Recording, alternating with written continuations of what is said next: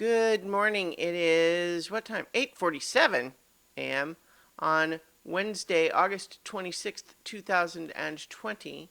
I'm Christiana Ellis, and I've been awake for a while, but I made a crucial tactical error by getting up and then sitting on the floor with Rocket and just sitting next to him and playing with him and cuddling with him for quite a while, apparently. If you hear that sound, it is him chewing on a 2-liter bottle right now. I call it a tactical error, but it all comes down to prioritization, right? Because on the one hand, it did delay my getting the rest of my day started. So, from that perspective, you could call it a tactical error. On the other hand, I got to sit on the floor with my dog and play with him and cuddle with him for a while. So it's kind of a victory of its own. You're being really loud with that bottle right now, buddy.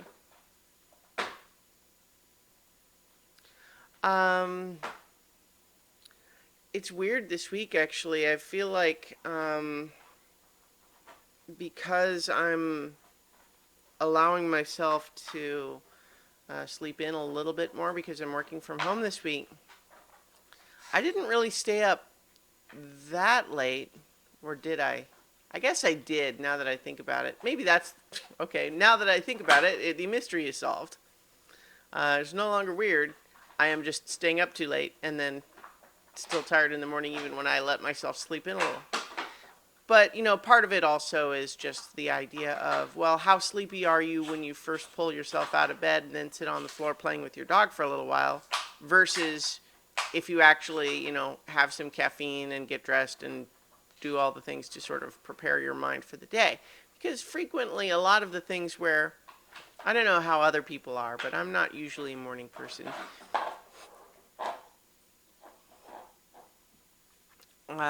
But yeah, generally speaking, I will feel more tired for a while, but then we'll get to a point where it's like, oh, right, but I can also just sort of, prepare myself and start actually doing the things to get ready for the day, and I tend to wake up more. It's a little bit like how when you have a little bit of a stuffy nose, you can sort of just like huddle in bed feeling sorry for yourself, but then sometimes you can also just kind of blow your nose and toughen up and just get out there and you're actually fine, right?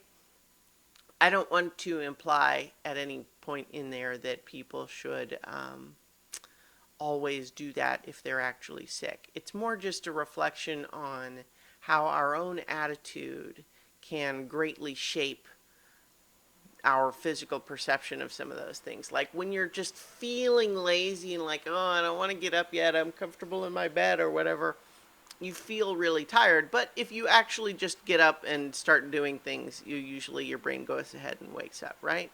It's more a transition problem than a real sleep deprivation problem, right? Transitions are hard for everybody, I think, because even though we live most of our lives riding the tension between a desire for things to be familiar and a desire for things to be new and exciting, those two desires compete with each other. They're both present constantly, and they tug a war back and forth, right? And just because you might be retreating to something more familiar right now does not mean that the desire for things to be new and exciting is not still there, right? It's just this constant. It's a tug-of-war is maybe even a bad example. No, I guess maybe it's a good example because we can look at where's the presence of the center rope to say, okay, which is winning, but at all times, both ends are still pulling hard. So in any case, we ride that tension between those two things, but at the same time, sudden changes to whatever it is that we're doing are stressful. And I think we can allow ourselves that, but also it's good to have a sense of perspective about it. And now that I have said some more meaningless platitudes, I will leave you to the rest of your day, and I'll talk to you tomorrow for 5 more minutes.